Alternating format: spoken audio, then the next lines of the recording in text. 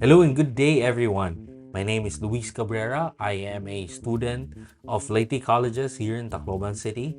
I am taking up a course in Bachelor of Science in Secondary Education, major in English. And for today, I'm going to discuss about my report about text features and text structures. Now, before we talk about the text features and its structures, let's talk about the difference between a fiction and non-fiction book. For non-fiction books, these are typically real and based on facts. It tells the reader some information. It has a content page, a glossary, an index, and a diagram, labels, and photographs. Now, for fiction books, these are not real, but it tells a story. They have characters. They would have illustrations. They have a setting, they have a problem and solution, and most importantly, they have chapters. Now, let's talk about the text features of each and one of them. Now, text features are elements existing independently of a main text and intended to enhance the reader's experience with the text. These also functions as an informational giver, which tells the reader which or where to look for certain information, especially for non-fiction books. Now, there are three types of text features for non-fictions. First is we have directional features, which essentially help guide the reader to various sections of the book.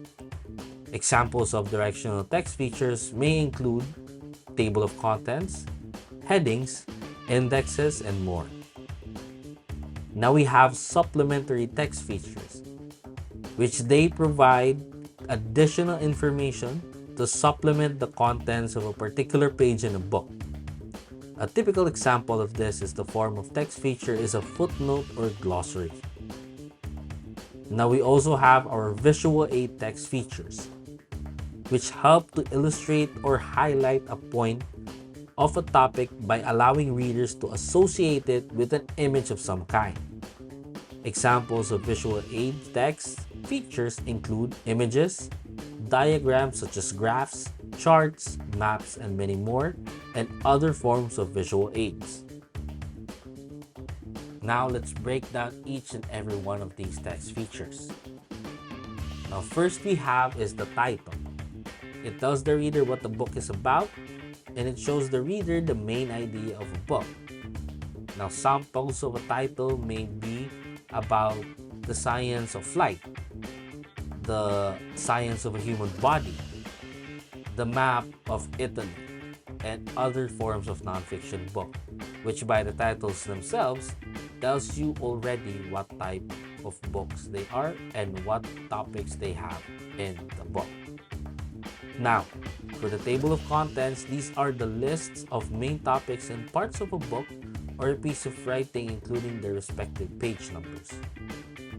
Now, for these, if you want to immediately get your information, you don't need to read the entire book. You can just go to the table of contents and look for the particular topic that you're looking for and immediately jump to that particular page.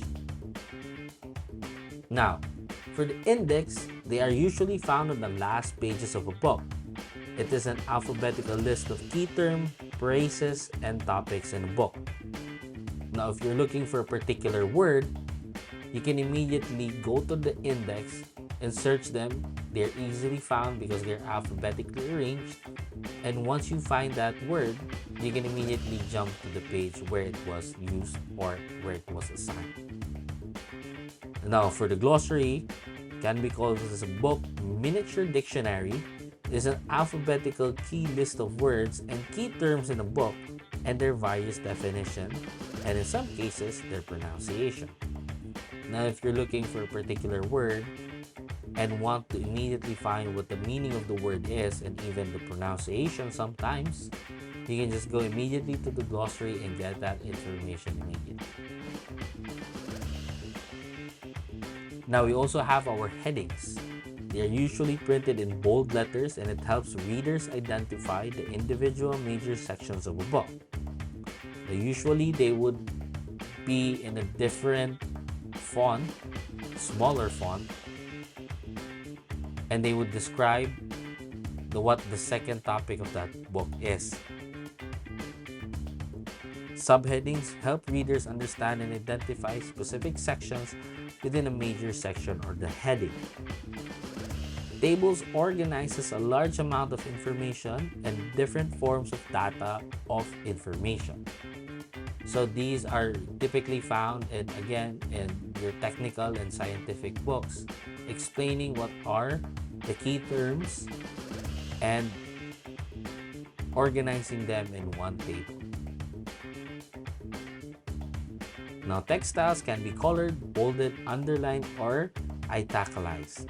It helps direct readers to the best way to read the content of a book. Now, these are used sometimes to help the reader easily identify what are the key terms and phrases that they need to look out for. Next, we have our timelines. Timelines illustrate relevant events in a sequential order. These are sometimes used when the writer wants to show its readers a progress of a certain project. Images transmits information visually. By the name itself, writers would use images to help its readers absorb information more visually. Diagrams are similar to an image, as a diagram is a drawing that explains something. These are usually attached to the image, especially when the writer wants to show you a particular part of something. Labels are also part of an image under the diagrams that includes words used to describe a specific section of an image. Captions are usually below or above of an image. It summarizes the contents of an illustration or an image. Maps shows the basic shape and features of a geographical location. A footnote, an additional piece of information printed at the bottom of the page. Now we're moving on to the different types of text features for fiction books. The first one that we have is our plot, which is a series of events that make up the story. Plots are your highlights or your key cinematic moments in a story, which are usually found in the beginning, in the middle, and in the end of the story. Now you also have your characters, who are the people or creatures in the story. The setting, which is the time and place where the story takes place. Our conflict, which is the problem or struggle that their characters has to face. A resolution, which is how the conflict is resolved by your character. And also your theme, which is the underlying message or idea that the story explores. Other text features for fiction are your imagery, which is the use of language to create sensory details to evoke emotions. Symbolism, which is the use of objects or actions that have a deeper meaning beyond their literal interpretation. Common uses of symbolism may be a ring, a photograph, or anything that is symbolic to your main character. Point of view, which is the perspective of which the story is being told, either for first person, third person, or omniscient. Your tone, which is the author's attitude towards the subject matter and its characters. Now we move on to the 5 types of text structures. Now the first thing that we need to know is most nonfiction texts use 1 or 5 text structures. And also, do you ever think to yourself, wow, these books feel like they follow a pattern? While sometimes authors are playful and creative to captivate the audience, most adhere to these text structures because they help support the author's purpose and its message. Let me explain further. Description. Descriptive text structures can be found in so many nonfiction books for elementary school kids. Descriptive text describe the main topic of a paragraph or an article. Authors use descriptive text instead of other text structures because they want to teach the reader about a specific topic. Here's how you spot a descriptive text structure. A topic sentence that introduces the main theme or topic, sentences that describe the main theme or topic, descriptive words that help the reader visualize the topic. Now, the author's purpose is to teach the reader about a specific topic. Descriptive text is often found in books about nature and animals. The author is describing facts about a specific topic, and they give us details so the reader can visualize and learn from the text.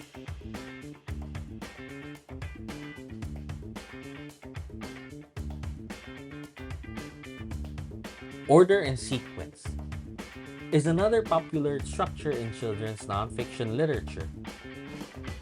Order and sequence text is written in chronological order. An author uses order and sequence because they want to narrate a true story or a process in a way that easily conveys the order of events.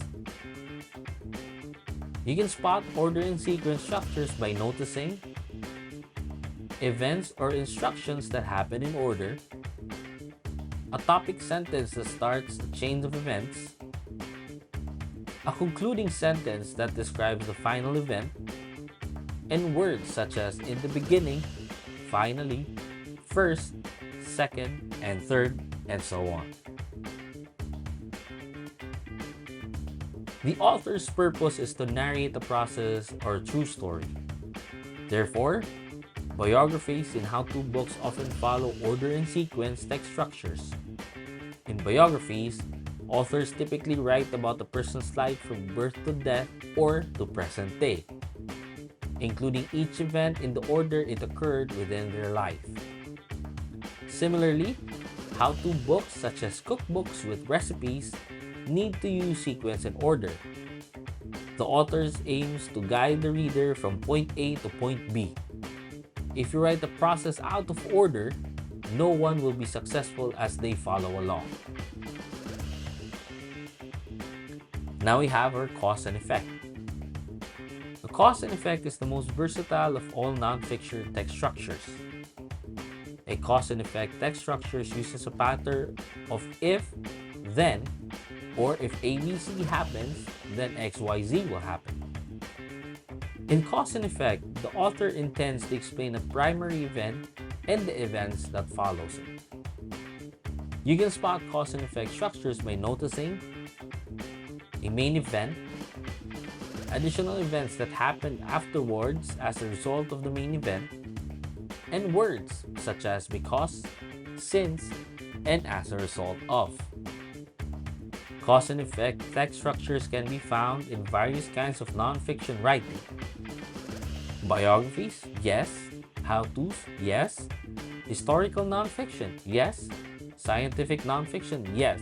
Persuasive writing, yes. Compare and contrast. Now, compare and contrast is also one of the most common text structures. Authors use compare and contrast to highlight the similarities and differences between two or more subjects.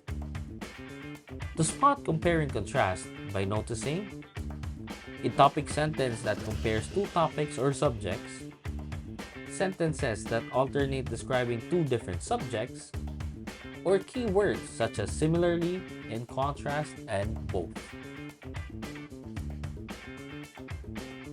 Problem and solution. Finally, we come to the last of our 5 text structures.